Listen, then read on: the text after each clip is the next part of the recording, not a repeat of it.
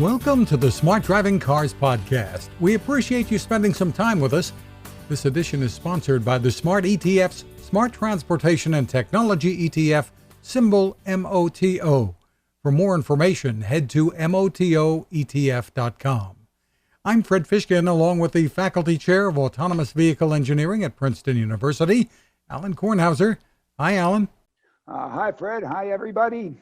And hi, Andrew. Lots of news to get to, and a perfect guest with us, the Verge transportation reporter, I think senior reporter, if I'm not mistaken, Andrew Hawkins. Really appreciate you jumping on with us, Andrew. Yeah, it's my pleasure to be here. Thanks so much for having me. Well, the big headline, straight from your Verge story, is this: Waymo will allow more people to ride in its fully driverless vehicles in Phoenix. Now, Waymo has been testing vehicles in the Phoenix area for something like, I think, 3.5 years or so. So take us into the story, Andrew, and what's really new here.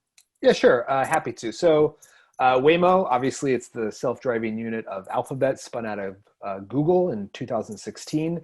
And you're absolutely correct. They've been testing their vehicles in the Phoenix area since around 2017.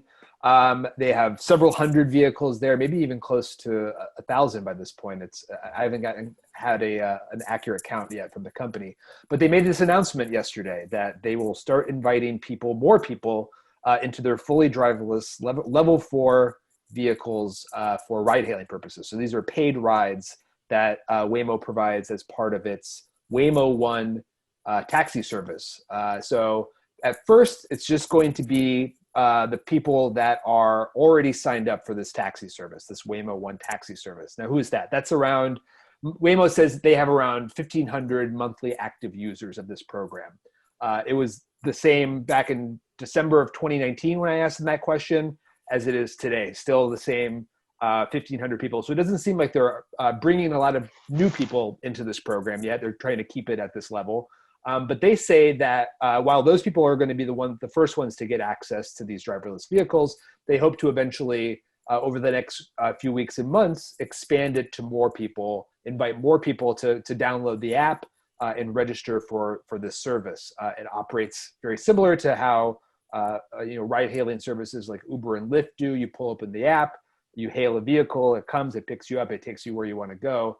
But unlike those services, the geographic area for this service is very limited. Waymo only operates within 100 square miles in the Phoenix area. It doesn't include downtown, only includes the towns of Chandler, Gilbert, Mesa, and Tempe. And the driverless vehicles, the ones that are the level 4 vehicles, only operate in about half of that service area. So we're talking 50 square miles as opposed to the 100 square miles. So a very limited number of people, a very limited service area, but still kind of a milestone, a pretty significant announcement from this company that has far and away been sort of considered to be the leader in autonomous vehicle technology. Alan, I know you see it as a big deal, right? Yeah, Andrew, let's make sure that we're careful here, okay? This is driverless. No attendant. This is driverless. There's no people in the front seat. But there is a remote operator. There's a remote team that the riders can get in contact with and are watching these vehicles as they travel. Correct, but no one in the front seat of the vehicle. No one in the front seat. No one in the back seat. No one under the mats. No, right? No, well, I mean, I think it's really important. I don't know how many folks have gone out there and demonstrated all this stuff with hands off wheels and feet off pedals, and here it's doing it by itself. And there's a guy in the back seat who's actually not in the video, sitting there making sure and diddling and waddling. Okay. I mean, the number of people that have faked it is everybody up to this point, except for maybe Waymo a little bit, once in Austin, maybe a few last year, and now this, right? I mean, this is really what they have. Right. From all that I can tell, and I've ridden in these vehicles before, everything that I've seen, yes, indicates that this is a truly self-driving car. They aren't truly self-driving. They aren't faking it. They aren't faking it. Now, whether or not they have an enormous pipe going into that sucker, and they have who knows who in holdout mountains of Colorado and whatever watching over this thing and making sure that remotely things are going. They haven't told us yet, but they've certainly hinted. And in fact, California requires it if you're going to do in California. And probably it's prudent to have some people back there. Why not? I mean, we are at the beginning of this, and we can't afford an Uber, problem, right? Yeah, correct. And I've actually asked them about this before, the whole concept of the remote operators, because there is, I think, a lot of questions around. You've got a team of people who are watching these vehicles through the camera, the internal cameras, the external cameras. Are they watching real-time feeds? Do they have the ability to actually teleoperate these vehicles, control these vehicles remotely? Waymo says no. They say that they're not joysticking the car or anything like that. They can help answer specific questions that the car might have about an ambiguous situation. For instance, a double parked car, a flipped tractor trailer in the middle of the highway, something like that. But as far as we know, they're not actually controlling the vehicle. They can prompt the vehicle to then make its own decision, but they can't control it itself. Yeah, they certainly aren't controlling it, because otherwise with the bandwidth issues and the latency issues, you could probably only do a handful anyway. I mean, anybody Correct. that even considers doing that is, they won't scale. They're never going to make a buck on it. Okay. But the ability to be out there, and if the thing sort of craps out, I would suspect they can joystick it to move it off Correct. the road. Yes. They can do some limited thing. They could do the one-offs Yes. under the things. I would hope so. I mean, you wouldn't have built such a system without that capability, right? As well as intervene, talk to the customers, make sure they're comfortable, and so on. Right. There definitely is a customer relations element to this as well. This is, like you said, it's a brand new thing. You can't really anticipate how the people are going to react, how members of the general public are going to react to being in a vehicle when suddenly you need to pull over for something. There's an emergency. You need to get out of the vehicle right away. How do you do that when there's no one to tell in the driver's seat? Well, you need to be able to interact with some sort of remote service operator to tell them that. It's an extra layer of work that's sort of on the customer to do, but it is available to them if they need it. Yeah, and of course. So having a remote operator, there are some people, maybe skeptics, who think, well, this doesn't really count because you have that there. But right now, I guess it's the smart thing to do, because customers may need to talk to somebody for one reason or another, right? Yeah, I think. Yeah, go ahead, Alan. Yeah, of course they do, and this is the beginning, and maybe now it's really one remote observer per vehicle, but tomorrow it's going to be one per two, and the day after that it's going to be one per four, day after that it's going to be one per who knows how many, and this is scalable, because as if everything is running just smoothly and whatever, I mean, those people have nothing to do. Everybody's happy riding, no problem, and so on. Probably a little AI can do some of it too, so you don't have to do that.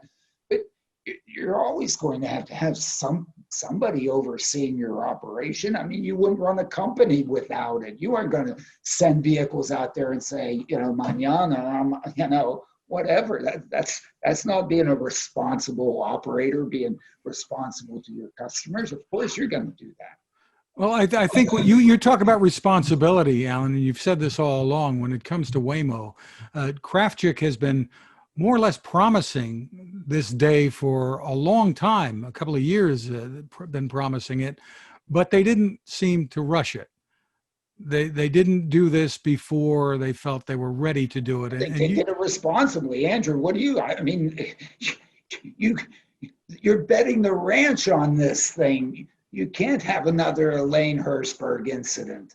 You can't, at least not now. Yeah, they definitely have been, they've been cautious, I would say, but they definitely had a few fits and starts with it as well. I think it was November 2017. Kravchik was on stage at a tech conference in Lisbon, Portugal, and he said, fully self-driving cars are here. And he showed a video of the company's driverless cars picking up and dropping off passengers in Chandler. And he promised at that time, within the next few months, more people would get the chance to ride in these vehicles. That didn't really end up happening. It was a whole another year before we got another video showing more people, the members of Waymo's early rider program, these folks that sort of test out the vehicles, have NDAs with the company, using the fully driverless cars. But we never really got a clear sense from the company how many cars they were operating, how many trips they were doing, sort of what was the parameters, what was the geographic area. And it wasn't really until the end of last year when they started inviting members of the press to come in, and I myself flew out there and took a ride in one of the vehicles to sort of see it up close. And it was at that point, I think, that we got a sense of what this was going to look like from like a product point of view, which was how they were going to start marketing it in the hopes of actually making money off of it. Because after all, this is Google. You may think of them having an unlimited fountain of money to pour into this thing, but that isn't the case. And clearly there's some pressure coming down from the top, especially with some of the recent executive moves, with Pichai being sort of the head of Alphabet now and Google, that there's more pressure to obviously that they need to start seeing some return on obviously the billions of dollars that they've poured into this project so far.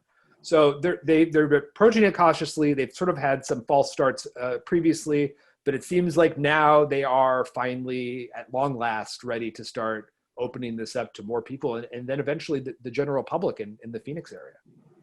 One of the things that we talk about a lot. Oh, go ahead, Alan. Yeah, I mean, Andrew, to me, I look at this thing.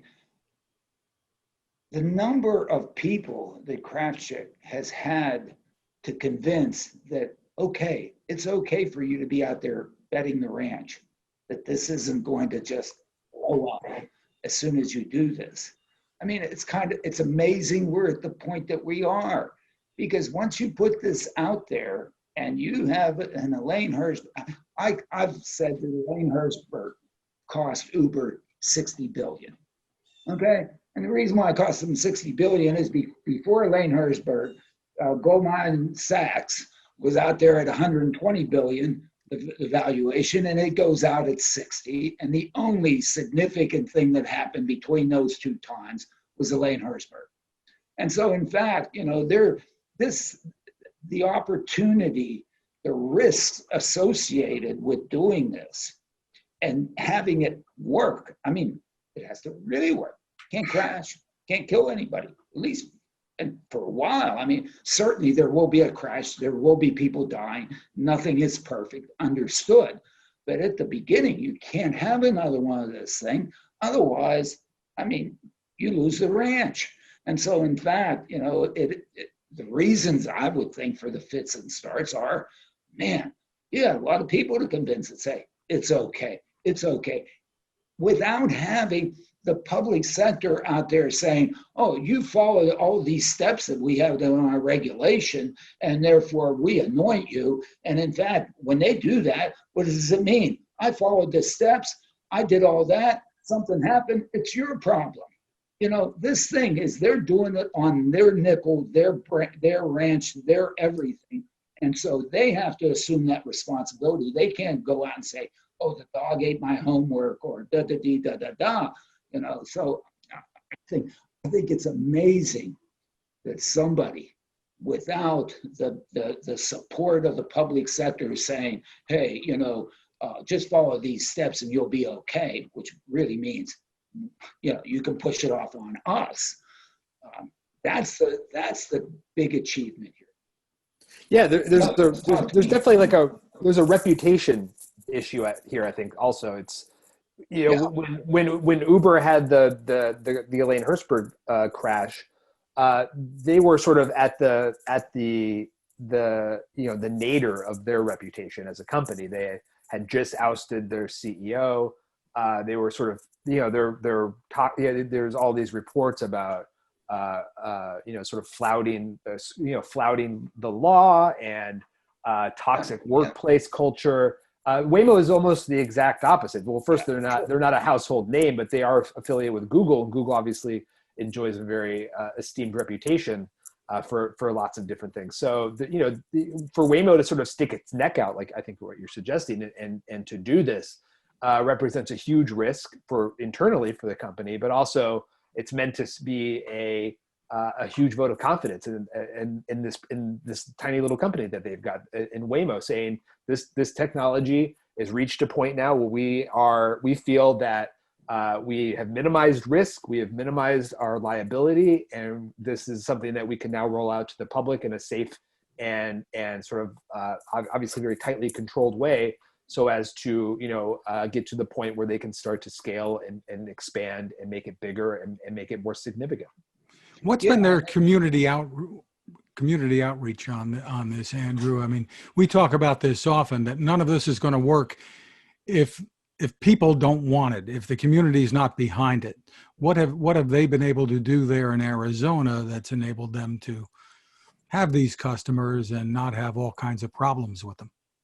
Yeah, not a lot is known. They've made a few, I think, announcements about some public, some sort of PSAs that they've done. They've paid for a few advertisements and a few PSAs. They've partnered with Mothers Against Drunk Driving and a number of other road safety advocacy groups as a way to sort of spread the message that, self-driving cars are here and they're meant to be safe and they're meant to reduce the number of fatalities that happen on the road. And this is about minimizing human error and making the roads, safer and less deadly for people.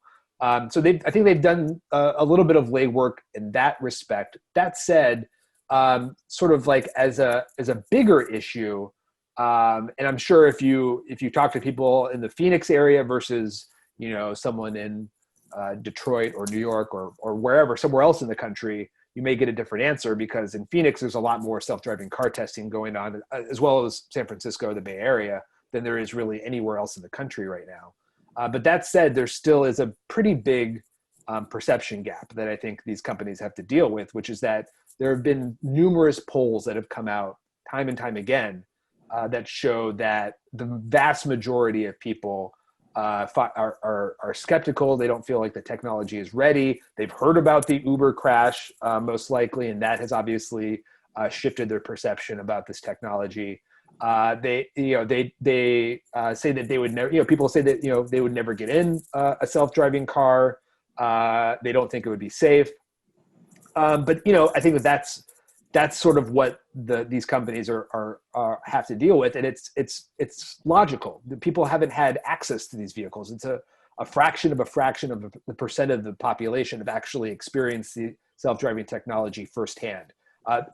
Tesla doesn't count. You may think you've experienced a self-driving car because you've been in a Tesla. That's not the case, I assure you. So I think that there's a really yawning perception gap that all these companies still have to deal with. But it's, they're at a disadvantage because it's just about sort of the lack of scale to achieve that understanding that it doesn't exist yet. Well, on that subject, in The Driven, they report that Elon Musk had a comment on all this in a tweet that he sent to ARK Investments' Tasha Kenny. He said, quote, "Waymo is impressive, but a highly specialized solution. The Tesla approach is a general solution. The latest build is capable of zero intervention drives. We'll release limited beta in a few weeks." So that's his take on this. And then Waymo replied to that. Actually, it was a rare jab from Waymo. Waymo usually, I've asked them for comment on Musk and his sort of proclamations about self-driving cars over the years, and they always, they do backflips to avoid making any sort of comment. But Waymo's Twitter account responded to Musk's tweet with I think it was a photo of their steering wheel in their Chrysler Pacifica minivans that show a couple of signs that say, "Please keep your hands off the wheel. The Waymo driver is in control at all times." And I think the response was like, "Yeah, we specialize in zero intervention driving. Come check us out." So it was an interesting little back and forth there, and not something that you see from Waymo. I think it sort of speaks to their kind of rising level of confidence about their technology. Just what we need, another Twitter war. It's a Twitter war, and it's, you know, I mean, Elon's getting a bunch of free advertising, and you know, and what he's promoting those things to sell his cars, which is something that the rest of the auto industry doesn't do. They have some of this technology, and you go talk to a salesman in a showroom, and they don't even want to show to you. They don't know it. It's not in any of the cars. They don't order it from the factory. It's not pushed. I mean, how many Cadillac CT6s have the GM system? I mean,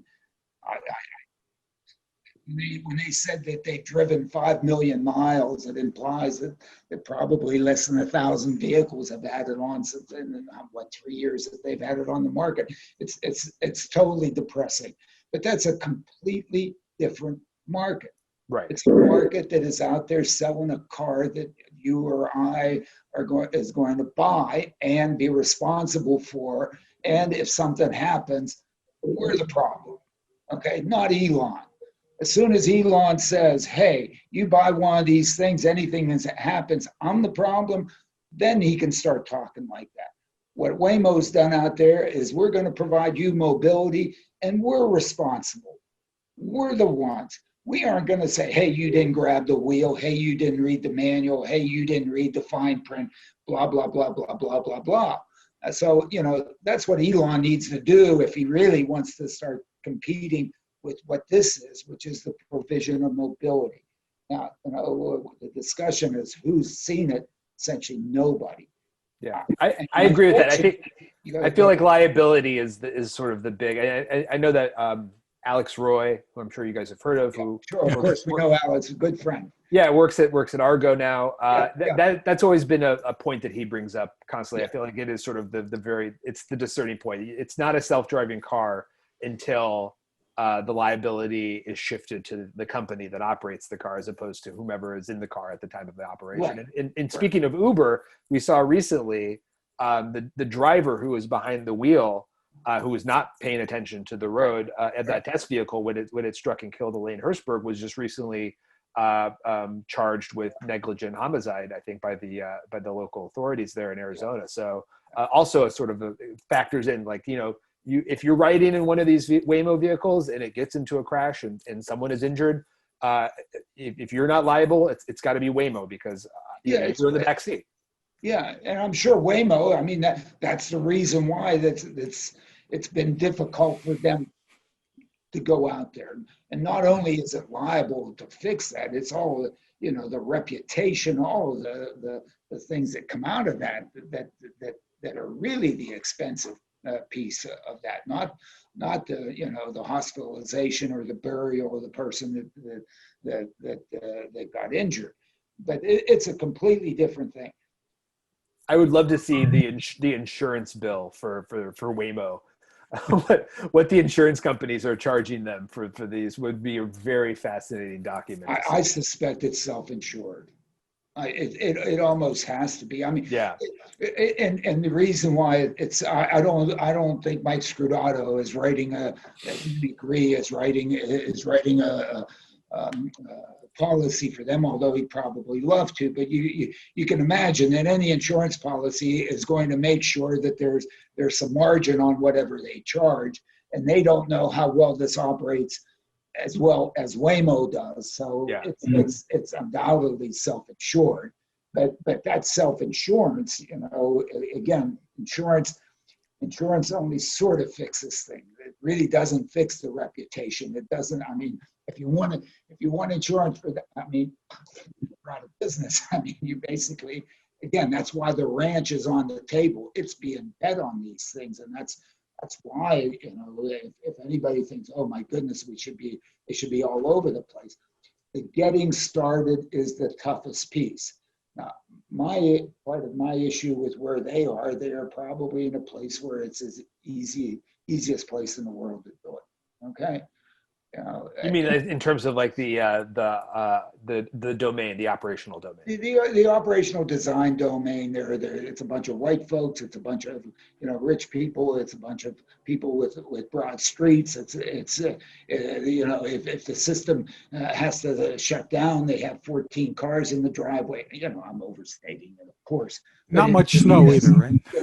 I mean, what we're trying to do is get them to come to some place in which the mobility that they're providing, the opportunity to provide affordable mobility to people changes those people's lives, changes their quality of life, affords them an opportunity to go to an Amazon facility and earn a $15, $16 an hour job that has some benefits.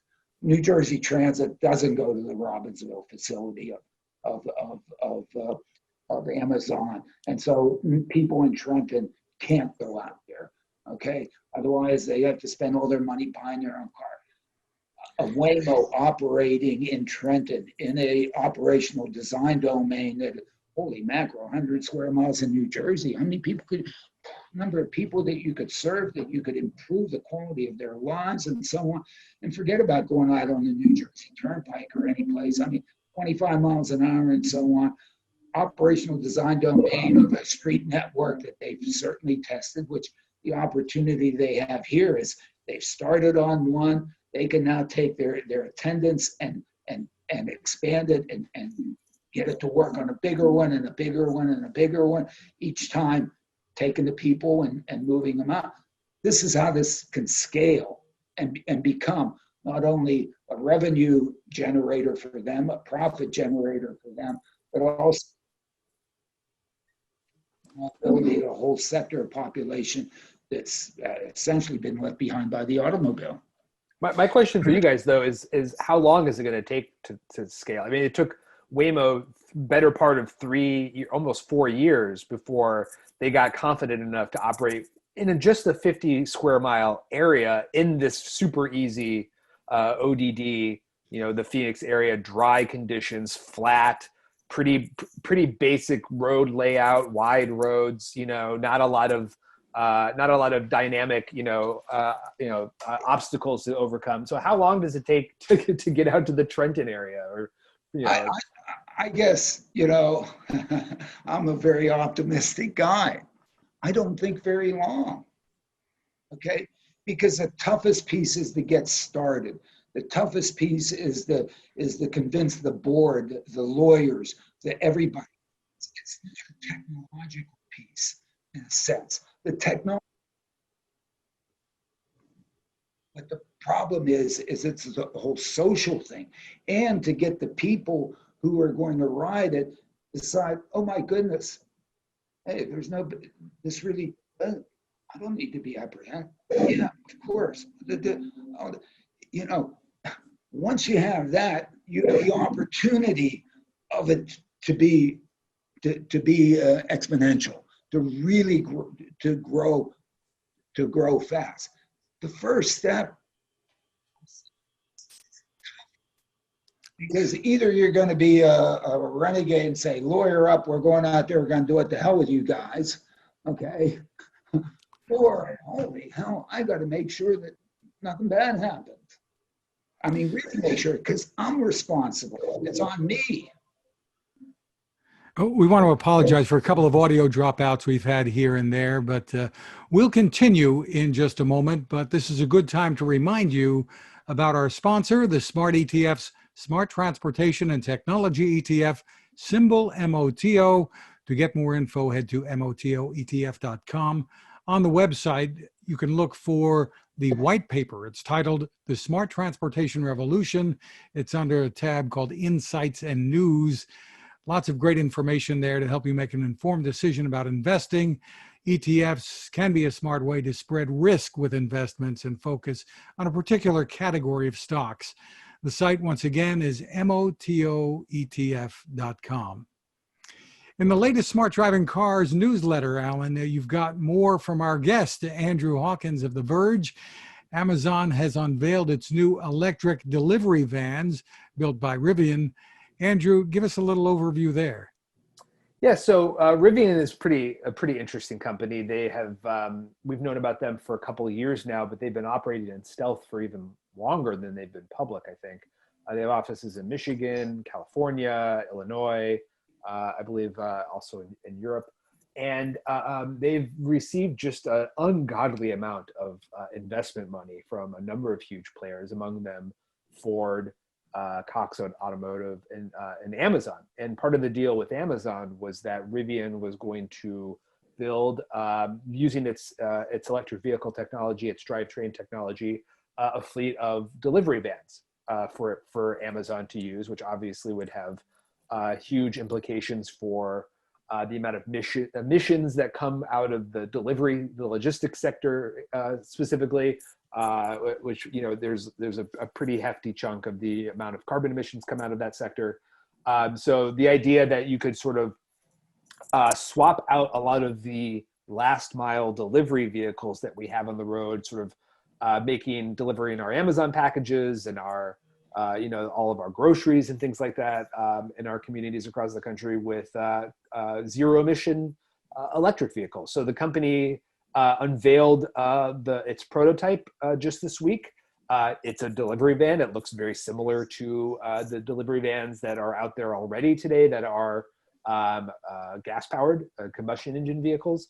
But these ones, there's a few things about them that are kind of unique and interesting. You know, obviously there's Amazon has, you know, is outfitting these vehicles or wants these vehicles outfitted with, you know, all of its in-car technology that it's been working very hard on, such as Alexa, the voice assistant, and among other things. There's also going to be cameras that allow for 360-degree view for the drivers, and you know, sort of more reinforced siding doors, automatic doors, things like that.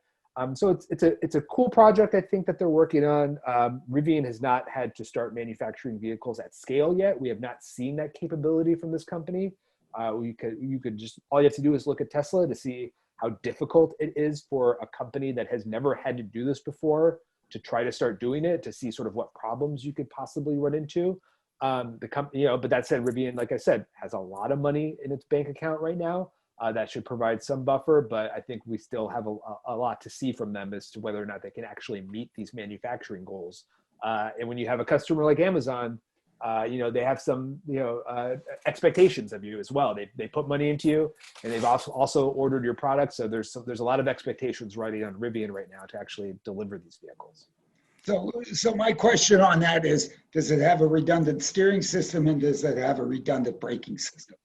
And if so, is Zoox already putting in the automated system that in fact is going to allow those things to go out there and, as I like to say, deliver my package between 1 a.m. and 5 a.m. when it's really easy out there, and they can also drive the cost of delivery to my house essentially to zero?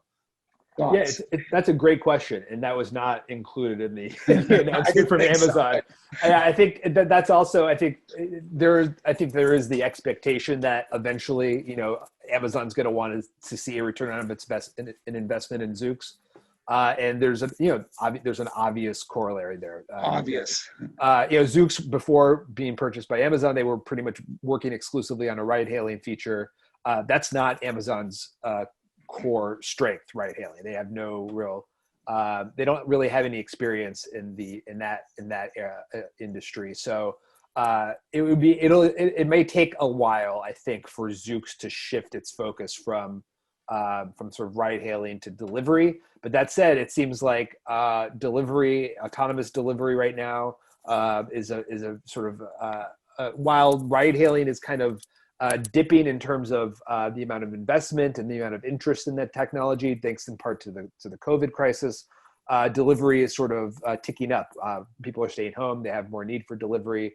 There's a need to reduce costs associated with logistics. You see a lot of trucking companies that are making a lot of deals, doing a lot of partnerships, sort of very similar to sort of what a lot of the ride-hailing companies were doing, 3 or 4 years ago. So it'll be really interesting to see if Amazon can bring Rivian's technology and Zoox's technology together under one vehicle, in one program, and what that will look like.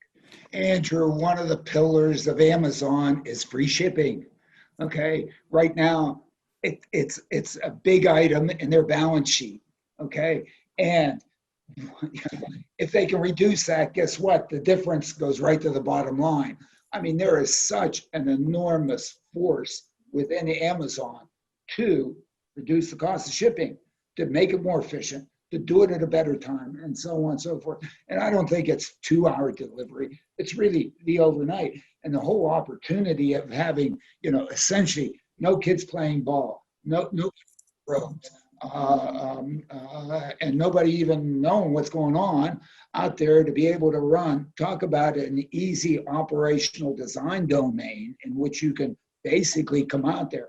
And if the thing crashes, there's no Elaine Herzberger in there. Okay. And so therefore, my goodness, it's got to be. And whether or not Zook's got the idea, I mean, I don't know. Zooks just got permission, I think, in the state of California, didn't they, to start testing self-driving vehicles without safety drivers? I think they had. They did get the driverless. They're, I think, not number 4 that have it, but it. I don't know. I mean, well, maybe they'll give you a free ride to Whole Foods. That's and then knowing a little bit about how Amazon operates. I mean, Amazon's controlling that. I don't know. Whatever. It just. I mean, Alan, I think you raised a really important point here, because if the whole point of self-driving car technology is to make things safer, it can't all just be about making deliveries more efficient. It has to be about improving safety, decreasing the amount of traffic crashes, of fatalities that are on the road right now. I mean, we just saw, I think it was late last year, a number of investigative pieces published in the New York Times and elsewhere about sort of how there have been just a rash of fatal crashes and accidents associated with Amazon vehicles because of their relentless push for e-commerce domination. They were pushing their contract delivery guys so hard to make deliveries as fast as possible that they were putting their lives at risk, putting people's lives on the road at risk. And it was just, it's not a sustainable thing. And the company really hasn't had to reckon with that, I think. So the question is, if you can find some way to mitigate that with this autonomous vehicle company that you've purchased, well, that would be a huge win. But obviously there's still a lot of challenges there. Look, it's great when you can put a well-qualified individual behind the wheel to provide the mobility if you can afford it, both either people or goods. But as Uber and Lyft, they can't scale beyond 1% of the trips. Why? Because you can't find enough gig workers to be able to do it. You're not going to serve 10% of the trips. You're not going to provide mobility to all these folks. You can't do it. You have to automate. Same thing now that we're finding with respect to goods delivery and goods movement. There aren't enough. Part of the reason those people are so pushed is because they don't have enough qualified individuals to move the stuff that we're all buying from them now and want it. And so all of a sudden, not only is it good for the bottom line, not only is it good for safety, but it allows you to even scale better to have that piece in there. And if those forces aren't big enough to move Zooks and Mr. I don't know. I mean, talk to me here, Andrew. I mean, it's whoa. Yeah, no, I mean, I think it's got to be a real driving force behind all this. And if we're in sort of the trough of disillusionment, or maybe we're coming out of it, I don't know exactly, but there needs to be, they need to see some positive returns, I think, on this technology that they've been pumping billions of dollars into over the last I guess close to a decade now. I think the Waymo announcement from this week is a good indication that things are starting to trend in a positive direction for self-driving cars. But it's still, not at the scale that it needs to be. And I think a lot of those sort of early rosy predictions that we had about, self-driving cars coming in and just sort of remaking society from the ground up got, a hefty dose of cold water thrown on it after what happened in Tempe to Elaine Herzberg. So there's still a ways to go, I think. There's something else in the Smart Driving Cars newsletter that you've written about, Andrew. The aviation startup Boom Supersonic. They've unveiled a prototype for a commercial supersonic jet. Kind of deja vu here, I guess. Yes, all that's precursor is new again. It's kind of interesting. I was just talking to one of my colleagues, one of our editors at The Verge, who lives in Amsterdam, and he was reminiscing to me about a flight that he did with Concorde, a few years back, over a decade ago, probably at this point, or 2 decades ago, I guess it must have been, because the Concorde got shut down in the early part of the millennia. So yeah, you've got this new company that's coming back, trying to bring supersonic flying back into style. A heavy emphasis on the style, since we knew style was a big part of Concorde's appeal. But yeah, it'll be interesting. They unveiled what's called a demonstrator, which is a scaled down version of what the plane will eventually look like if it actually gets built. And it's about 71 feet long. It's called the XB1. And they're going to start testing next year. And I don't know, it'll be interesting to see sort of how they are able to do it, because it is illegal to fly supersonic jets over US soil because of the accompanying sonic boom that happens when you break the sound barrier. So they will have to do a lot of testing, I assume, over the water. But they're based in Denver. And the last I checked, there isn't a large source of water in Denver. So I don't know. It'll be really interesting to see sort of, it doesn't seem like they'll be going they'll be breaking the sound barrier anytime soon. But it is interesting to see this technology coming back into style and sort of what happens with it. Yeah, talk about a trough of disillusionment associated here. I mean, yeah, again, it's tough to get started well. The Concorde started, but economics were really in the toilet. I took one ride 26 years ago. Glad I took one ride 26 years ago, but one ride. Talk about lack of scale. Sonic boom is a problem. We then go just straight up and just get the hell out of the atmosphere, go hypersonic and boom, boom, boom, and whatever. I mean, there's. Well, right now, all of the airlines are struggling anyway, but hopefully that's a short-term issue. Yeah, but there at the top end, there are a few people who would pay at least something to get it to any kind of scale. Is who knows what. But I sort of I look at it, it's look at what SpaceX has done. I mean, look at what SpaceX has done. Yep. My goodness, I mean, it came out of the private sector. Yes, it had some government contracts. Yet, but I mean, so maybe having one of these efforts really come out of, again, the investment community putting it up. Maybe it could get over that initiation hurdle, having enough initiation energy to get it to something that has the opportunity to grow exponentially. I mean, that's the tough thing. Yeah, the Wright brothers do it. I mean, let's go back to 1903 and so on, and what was it, 1925 or so before, or maybe at 1917 or 16, World War I kind of helped out and got it going. But I mean, that's right.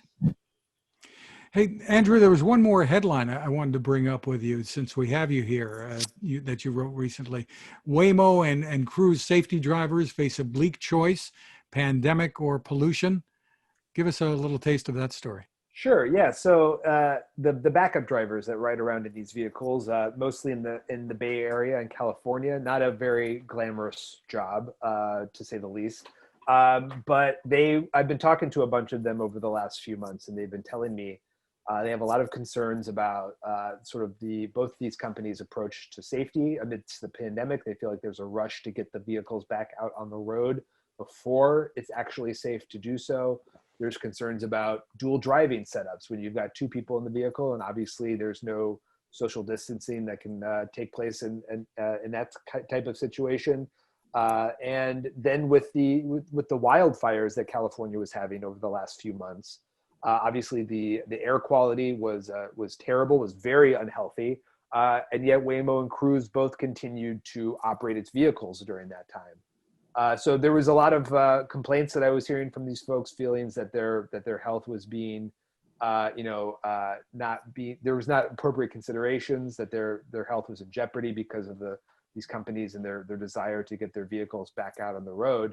And I think one of the interesting elements of all of this is that none of these folks, and we're talking hundreds of people that for both of these companies, none of them work for Waymo or Cruise. They work for third-party contractors and vendors that are sort of, they're actually employed with those companies as opposed to Waymo and Cruise. So there's kind of a buffer between, there's a bit of distance between the companies themselves and the people that are out on the road, riding around in these vehicles as they rack up miles and gather data and collect sensing data and all that sort of stuff and gather experience.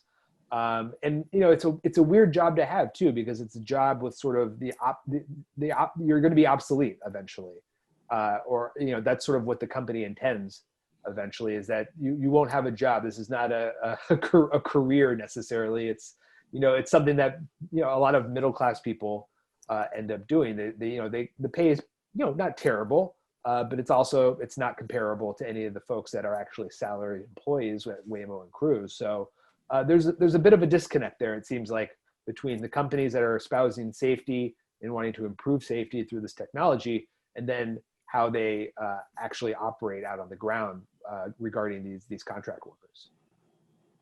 Interesting.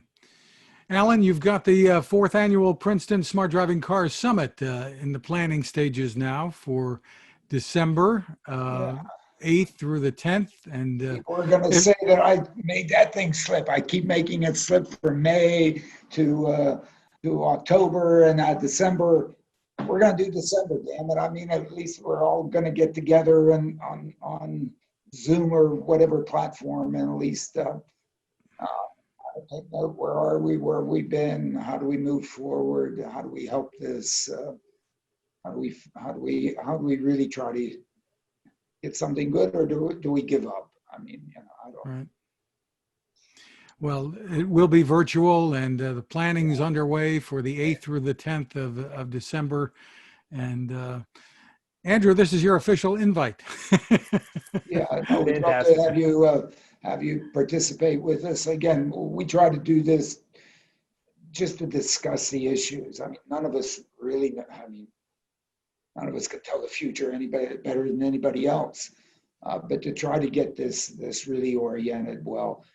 To me, I think the whole evolution of the technology really has sort of gone well. It's really focused on trying to improve safety automatically in the vehicles that we buy, and it'd just be nice to see more automakers really push it and really improve it and sell it to customers. And the other one is to provide mobility so that it improves people's lives.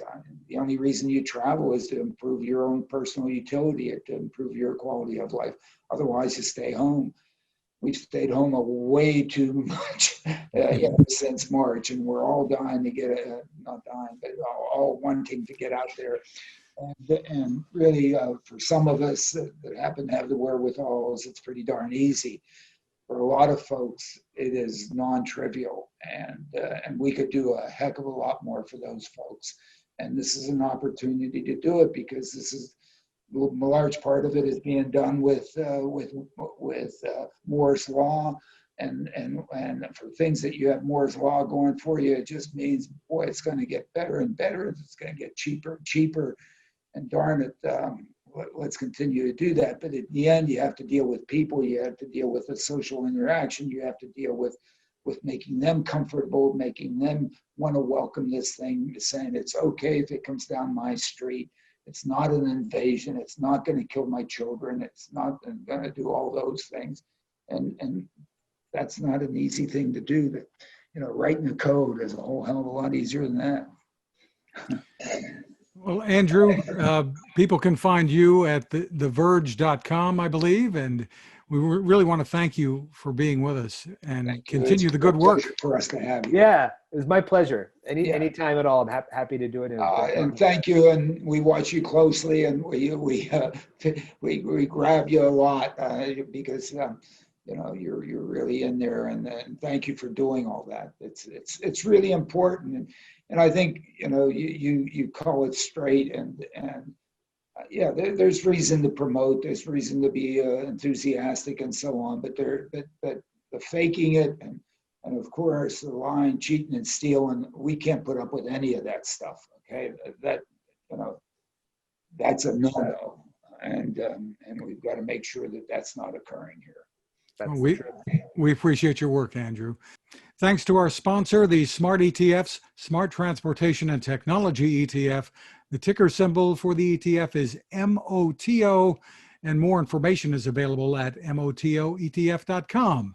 You can find us at smartdrivingcar.com, also on Anchor FM, Spotify, TuneIn, Apple, Google, Spreaker, SoundCloud. You can find us now on Amazon Music too, in your Rivian van. Ask your smart speaker to play us. You can find my tech reports at techstination.com. I'm Fred Fishkin along with Alan Kornhauser. Thanks for listening or watching, and please stay safe. Stay safe and vote. Get prepared to vote.